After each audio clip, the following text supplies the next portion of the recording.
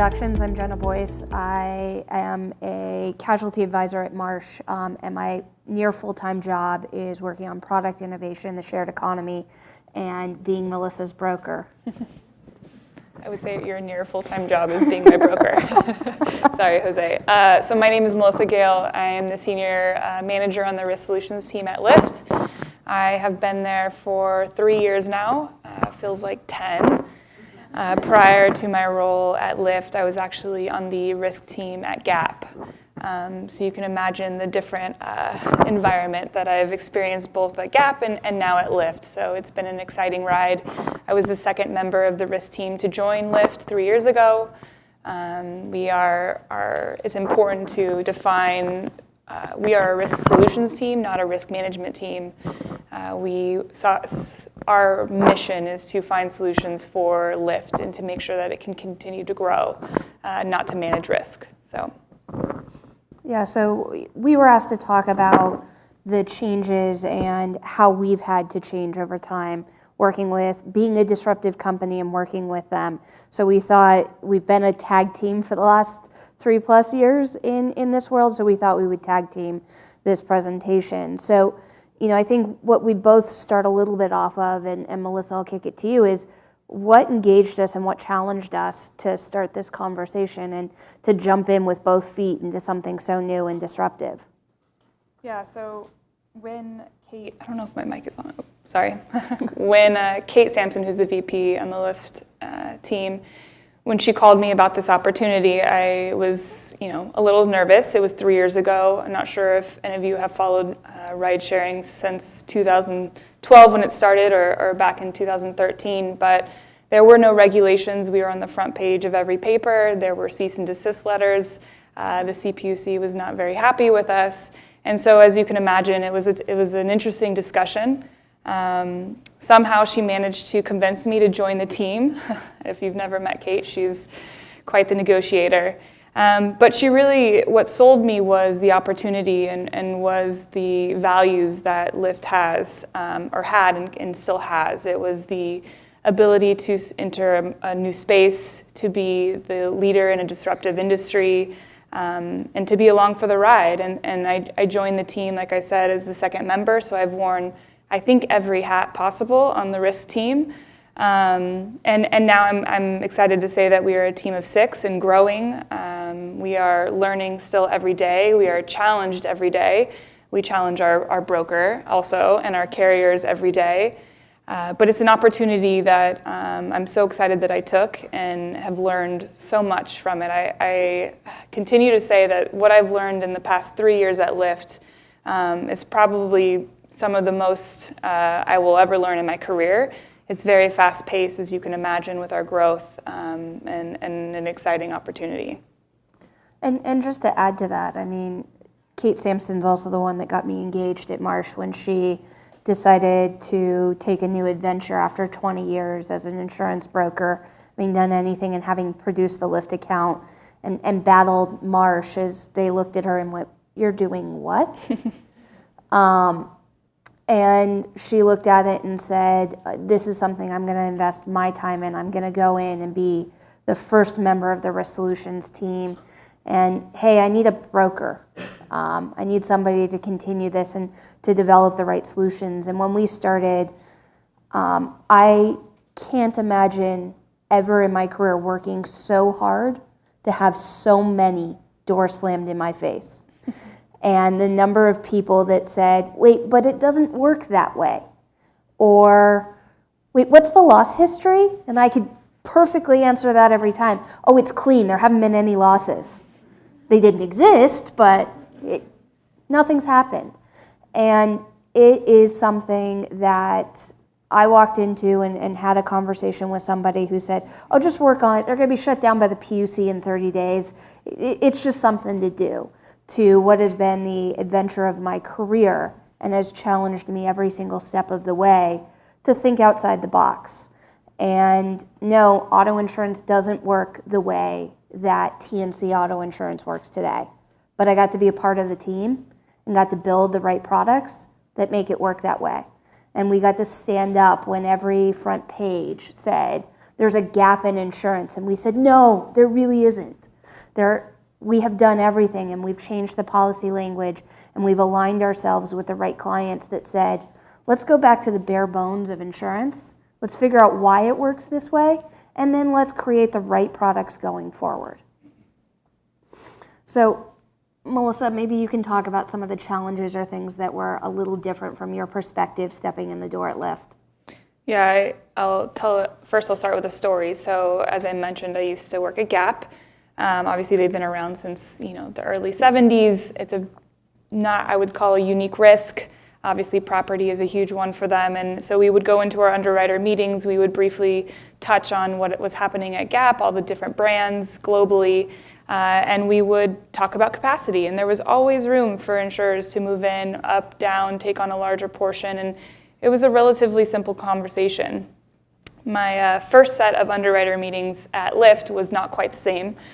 We told our story, which was quite different in the sense that most people weren't familiar with Lyft. We got to use videos. Yes, we like to make things lifty, as we call it. Pink mustaches driving around San Francisco definitely ask a lot of questions, but there weren't a lot of interest, needless to say. So as Jenna said, doors shut in their face. We had a lot of thank you, but maybe we'll try again next year. So it was definitely an interesting time 3 years ago. There were no regulations. Actually, I think when I initially started, we were working on regulations in one state. As she mentioned, limited data, lack of loss history. As we all know, everyone wants 10 plus years of data. Well, we had maybe a year, and at that, it wasn't much. And so, of course, we had limited carrier interest. Carriers were not willing to take on the risk. I don't think they fully understand the risk. Maybe we didn't either, to be completely honest. And there was limited product customization. And so, to try and put a T&C into a commercial auto policy just didn't work. It didn't fit. Same with, several other coverages as well, general liability, cyber, et cetera. So we were faced with a lack of innovation, a lack of creativity, and a lack of willingness to change. And so we spent a ton of time, telling our story. I think that was the most important thing actually that we did. Transparency is really key in the sharing economy and most importantly in the ride sharing space. I can't tell you how many times I've gotten on the phone with municipalities, with airports, with fellow risk managers to explain how our insurance works. And it's like this light bulb. They're like, oh, you are insured. There is no gap in insurance. Which we hate that word because there is no gap in insurance. And so it's amazing what you can do by just picking up the phone and having a conversation and explaining what it is that you're doing. From the very beginning, we sought out to make sure that the concerns around insurance and safety were mitigated, and we were the first rideshare company to come out with the $1 million insurance policy. There were no regulations mandating that we had $1 million in coverage. That's what we felt was appropriate for the risk. And now that policy is codified in law. We're regulated in over 44 states and counting. And it's safe to say that the adoption into ride sharing is growing. Just since January, we're up 54% as far as market share. And we are now serving 94% of the US population. So that means that 9 out of 10 Americans have access to a reliable, safe ride with just the touch of a fingertip. And of course, you're covered. I can tell you that. We just renewed our policy for 10/1, so it's an exciting time at Lyft. But I think for us, it's really about building the relationships, both with the carriers, with brokers, with regulators. We're always happy to engage in conversation and explain, what it is we're doing, sit down and walk through our policy. And I think that really, changed a lot of minds on, what we were doing. And yes, we are a disruptive company and we're sort of coming in with a bang, but we're here to stay and we're here to make sure that everyone understands what we're doing and why we're doing it. And I think one thing that Inga hit on, which was these policies have furthered the shared economy. They've furthered Lyft. Without this, we had regulators banging on our doors heck, Marsh got the cease and desist letters. To be able to say what you're doing isn't right, it isn't legal, whatever argument they wanted to come up with. And we intrinsically knew what we were creating from the very first day was to create benefits for consumers, to create that reliable, safe transportation. And this insurance policy, we all think about insurance on a day-to-day basis as a way we hedge risk and protect our balance sheet. And frankly, that was the last thing that came to mind when we built these products. It was about building something that created consumer confidence. That when you saw the big pink fuzzy mustache driving down the road and you Googled it because we all didn't know what it was, you're like, And on the front page when it says you're insured and we've got your back and we're guaranteeing that. When Airbnb shows up on the screen and says, we guarantee your visit, don't have risk. It's transformed the way these industries move forward. The financial protection has been a huge part of it, but more than anything, it's about having carriers, whether it be Lloyd's, whether it be James River, one of the originals in this space, that stands up and says, yes, we're gonna provide that protection. And then consumers got on board. And then regulators got on board and they said, I know that the New York Times every other day wants to put something on their front page that talks about the disruptors and the gaps and all these other things. And trust me, I wanted to scream and write in the comments every time I saw them. But no, we're showing up and saying, here's what you ask of everyone else in the industry, and we're there or better 100% of the time. We're not asking you to put your consumer, the consumer public, at risk. We're telling you we're giving them greater protections and greater quality, but help us, allow us to use paper like Lloyd's, which isn't admitted in all 50 states today. Allow us to bring forth the right protections. And those insurance policies really were the foundation of where we are today. Yeah, so I think, shifting to today and looking ahead, obviously we are well aware of the autonomous technology that is coming, and it's coming a lot quicker than I think most people believe. It's an interesting topic in the sense that I believe it's 3 trillion miles are traveled by the US in a year. And Uber and Lyft alone, which obviously lead the ride-sharing industry, are less than 0.2% of that. And yet we're giving over 1 million rides a day. I don't know Uber. I believe it's 3 to 4x that. So you can imagine how much of an addressable market it is.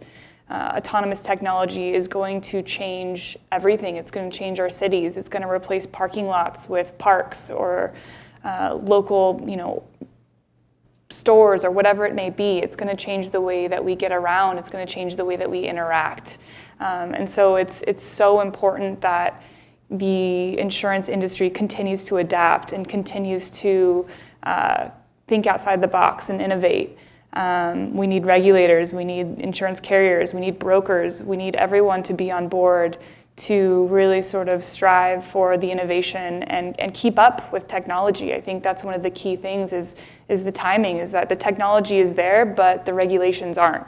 And so how do we all work together to push that to happen more quickly? Yeah, and we're in an unfortunate state today, and I think it's coming to an end rapidly, where insurance becomes a barrier to bringing these technologies and these innovative solutions to the market.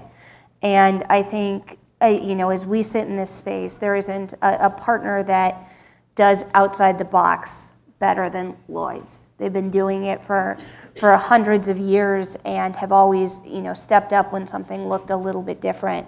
And with that, we're just beyond excited to announce a new partnership with Lloyd's for an exclusive facility when it comes to insuring autonomous vehicles going forward, eliminating that, really making it so that insurance is no longer the barrier to bringing this technology to the road, and being able to be compliant with the regulations in all 50 states off of a very simple process and a very affordable product. And we're in the process of announcing a couple additional expansions to that to meet the specific needs of shared economy companies, whether it be auto, whether it be general liability, whether it be excess, whatever it is, really building customized forms, pricing, and an appetite that's guaranteed to be there to be able to address these risks going forward. And I think when it comes to these companies, it's about bringing the solutions that allow the regulators to come to the table and say, yes, we're doing the right thing. Let's get the regulations enforced so that these technologies can be made available to the consumer public.